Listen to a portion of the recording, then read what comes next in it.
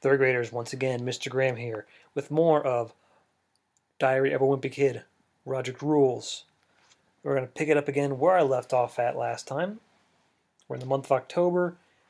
He had just gotten some mom bucks, and he says he's going to be smart about them instead of what Roderick did, which was spend all his right away. So we're going to pick it up. It's on Sunday. Today was Rowley's birthday party, and he had it at the mall. I'm sure I would have thought it was a lot of fun if I was about 7 years old.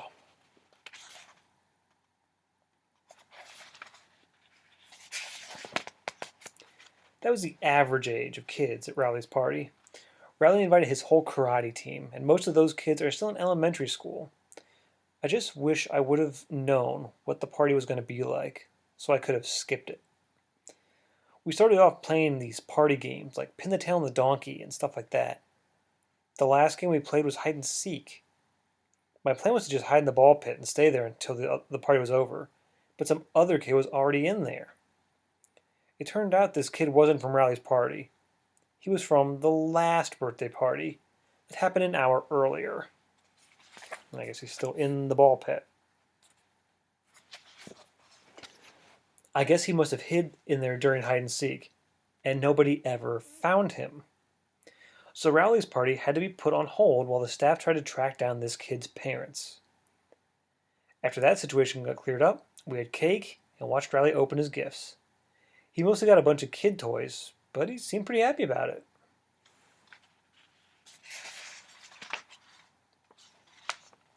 Then Rowley's parents gave him their presents, and guess what? It was a diary. It kind of bothered me, because I knew Rowley asked his parents for a diary so he could be just like me.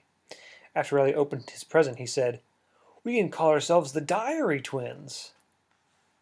I let him know exactly what I thought of that idea by slugging him in the arm.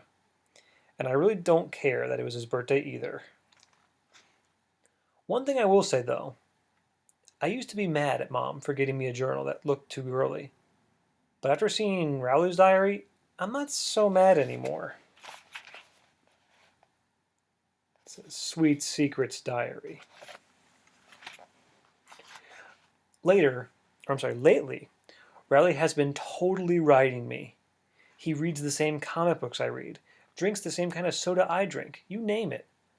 Mom says I should be flattered, but to be honest with you, it's totally creeping me out. A couple days ago, I did an experiment to see just how far Rowley would go.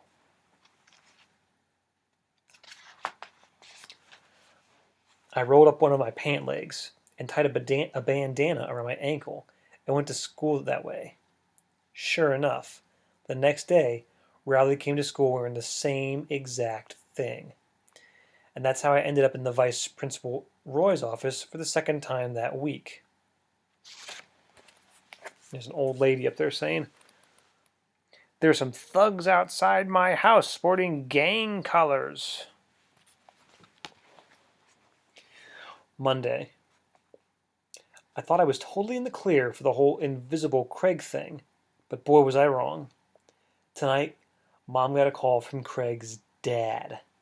Mr. Gupta told Mom about the prank we were playing on his son, and how I was the ringleader. When Mom questioned me, I told her I didn't even know what Craig's dad was talking about. Then Mom marched me up to Rowley's house to hear what he had to say. Luckily, I was prepared for this kind of thing. I had already drilled Rowley on what to do if we ever got busted, and that if we both just denied everything, we'd be okay. But the second Mom started asking Rowley questions, he broke down.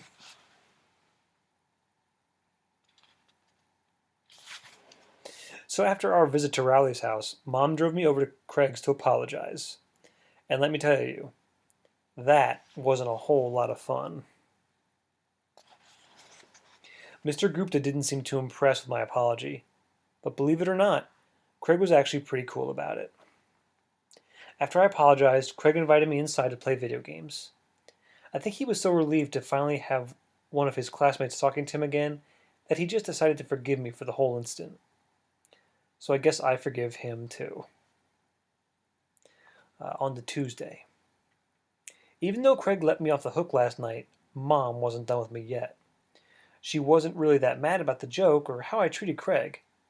She was just mad that I lied about it. So Mom told me she'll ground me for a month if she catches me lying again. And that means I better watch my step because Mom's not going to forget what she said. When it comes to my screw-ups, Mom has a memory like an elephant. That's the second time you tracked mud into the kitchen. It says, first time was 6 years ago.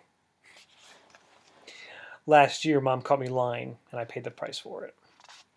Mom made a gingerbread house a week before Christmas, and she put it on top of the refrigerator. She said nobody was allowed to touch it until Christmas Eve dinner. But I couldn't help myself. So every night, I'd sneak downstairs, and I'd pick off a little piece of the gingerbread house. I tried to only eat a tiny piece each time, so Mom wouldn't notice. It was really hard to limit myself to one gumdrop or one little crumb of gingerbread each night, but I managed to do it anyways. I didn't know how much I'd actually eaten until Mom took it down off the fridge on Christmas Eve. When Mom accused me of eating all the candy, I denied it. But I wish I'd just fessed up right away, because that fib totally backfired on me.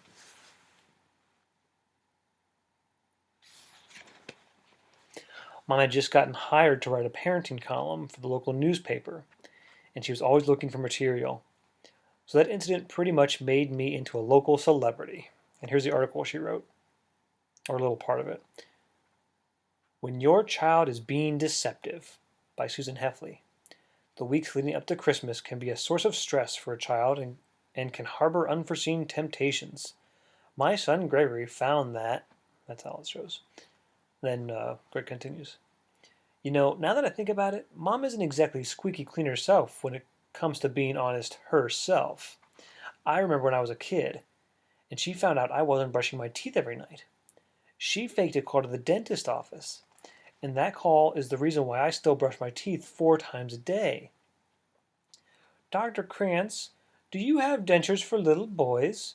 Oh, only wooden ones? I guess that will have to do then.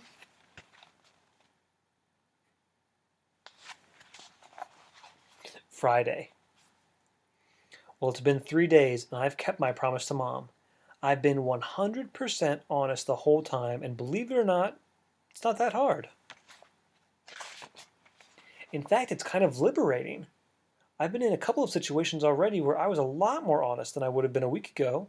For example, the other day, I had a conversation with this neighborhood kid named Sean Snella. When I grow up, I want to be a professional basketball player. Think again, Sean.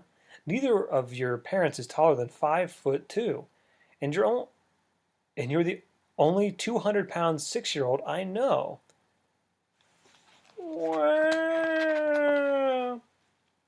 I cannot tell a lie. And yesterday, Rowley's family had a birthday party for his grandfather. This isn't a good example of being honest. Next year I want a chocolate cake. That is if you're still alive next year. Hey, I'm just trying to be realistic. Most people don't seem to appreciate a person as honest as me. So don't ask me how George Washington ever got to be president. All right, guys, I'm going to stop there actually for this time, but I will be back very soon with at least one more installment of Roderick Rules. See you guys.